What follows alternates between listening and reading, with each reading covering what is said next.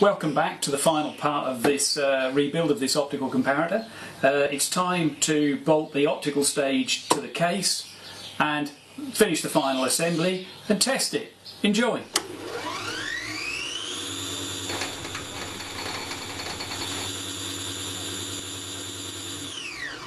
It's been several weekends worth of work so far and I'm getting fed up with it now. So the optical stage works an absolute treat. That is lovely.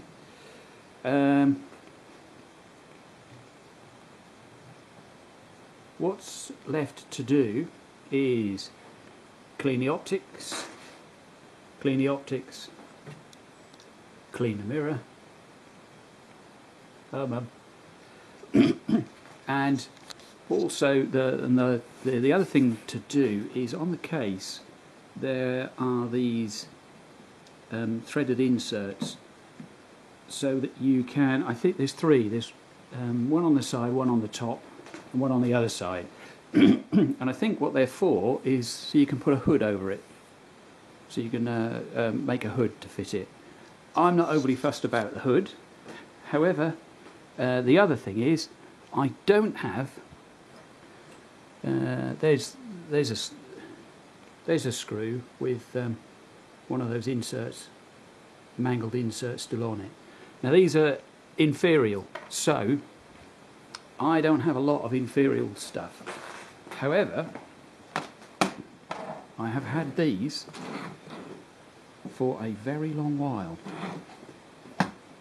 So in here is, or are, a bucket load of these inserts for flush and non-flush. So what I'm going to do is, here's some reclaimed metric cap heads. I'm going to find some suitable screws, drill out these holes, these inserts, and refit them, retrofit them with the other ones, which are metric. So that's one thing. The other thing is on the back there's an access panel, and all three of those were the same situation, smaller screws. All three of those were completely mangled. Here's the cover plate. Now they're pretty small. They look like they're going to be M3s, but what's that, 1/8 in Imperial. So I will dig those out, dig out the bits and get screwing. Okay, 20 minutes later, half an hour later, I've had a good rummage and I've found some suitable screws and some suitable inserts. These are M3 and these are the tiniest little sleeved flanged inserts. Now, according to the instructions, I don't know if you can read that. Let's try that.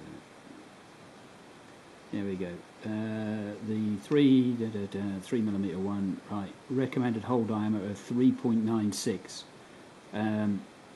That's an awkward number. That's 3.9, and as it's going in a handheld, chances are I won't get it square anyway. Won't get it absolutely spot on anyway. So I'll use the 3.9 and hope for the best. In fact, actually, I might even start with a 3.8. Let's start with the 3.8. Right, I've taken the case off. And what are the odds? Look at this.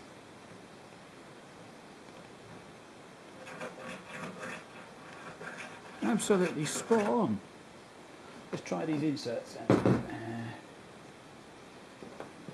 In fact, in theory,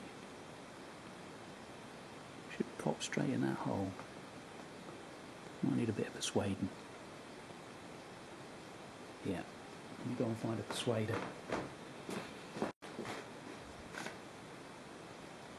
That's a big enough persuader. Right, here we go.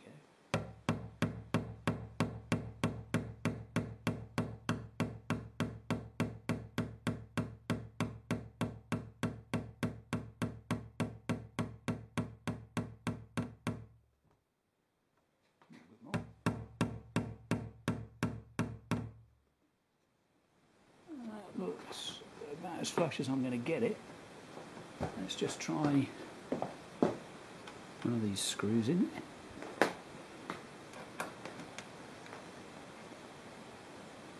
Oh yeah, that's going to be fine. Right, let's put the other two in. These little threaded inserts are really useful for putting into plastic parts, or in this case glass fibre, which is glass and plastic anyway. Off camera, I gave the mirror yet another clean. As you'll see, this mirror still has marks on it, but it's important to remember that at this point in the optical chain, it's completely out of focus, so it can actually be really quite dirty, but you will never see the results of that on the screen.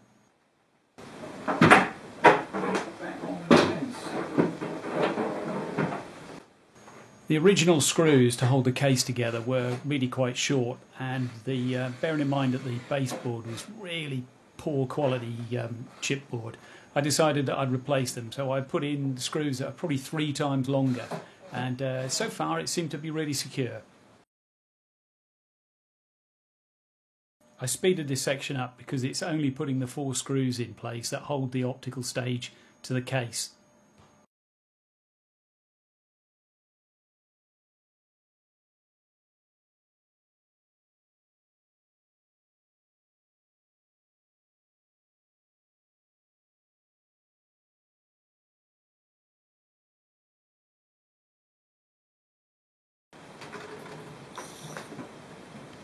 There we go. That one's through. In this shot you can see the new rubbers I fitted made out of tap washers for the light pipe guides to go through.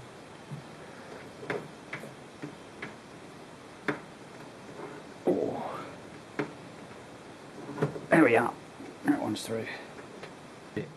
There's a bulb goes in there, and these black things here are fibre optics which come out through the front to give you profile illumination. I just need to reattach the cables for the front lamp, and then we're pretty close to being done in here, so let me do that.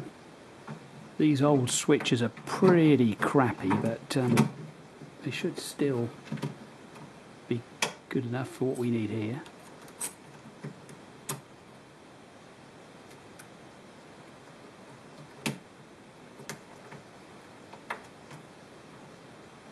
Next up, right, UK mains plug fitted with a 3 amp fuse, and the only reason I've got a 3 amp fuse in there is I don't have a 1 amp fuse to hand.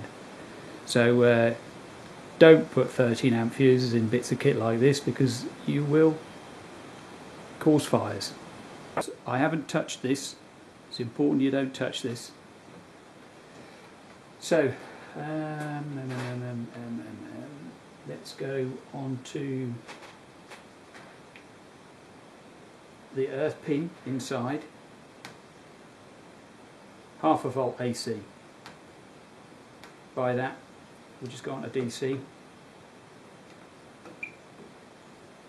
Although there isn't any DC, we'll just make absolutely sure. Yeah, nothing. Okay.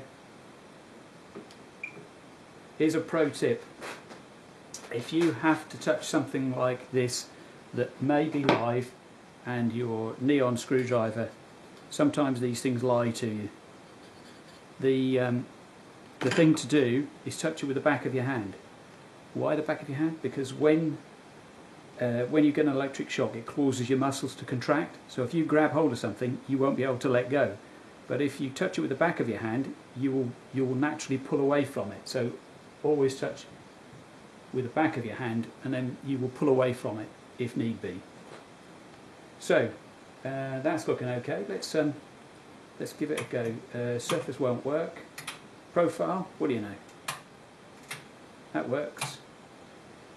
I need to just put a bulb in the surface side of it, and I have ordered and had delivered a 12 volt 100 watt bulb.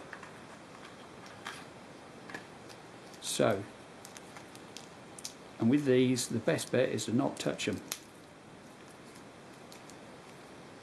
So let me turn that one on so I can see what I'm doing. Profile works and surface works. There we go, you can see the, can you see that? Light coming out of the light pipes. Excellent. I don't show much of the actual lens cleaning. It's basically a case of taking them to pieces. I find it's very useful to lay them out in the sequence they come apart in, so that you don't get them backwards when you reassemble it. It's really easy to put a lens in backwards and not notice until you've finished the unit and you think, oh blast, take it to pieces again. So this is just a shortened sequence of how I did that. This can only go in one way.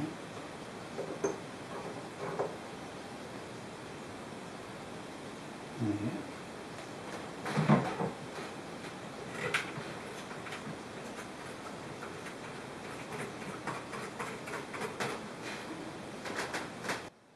I'm being really ginger with the glass, the frosted glass front panel for this, because it's very difficult for me to make another one.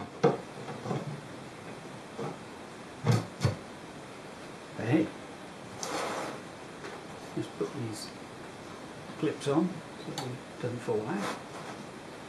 That bulb is now smack bang in the middle, the filament I should say, is smack bang in the middle of that lens. So we know that we're going to be sending an image right the way through. Let's have a little look, see what happens. Wrong one. That's much closer.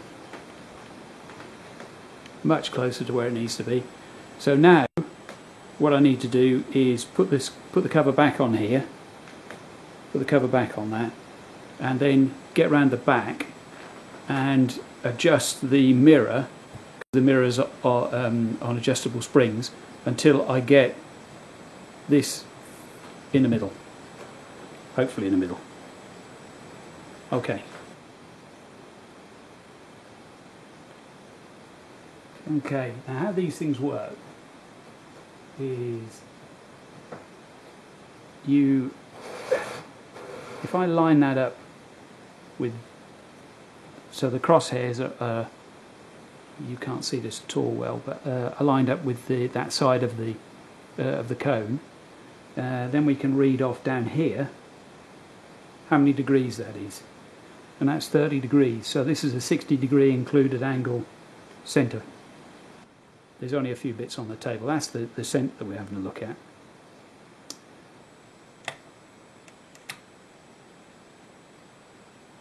I've included this shot to show the difference between the profile and the surface side of the instrument.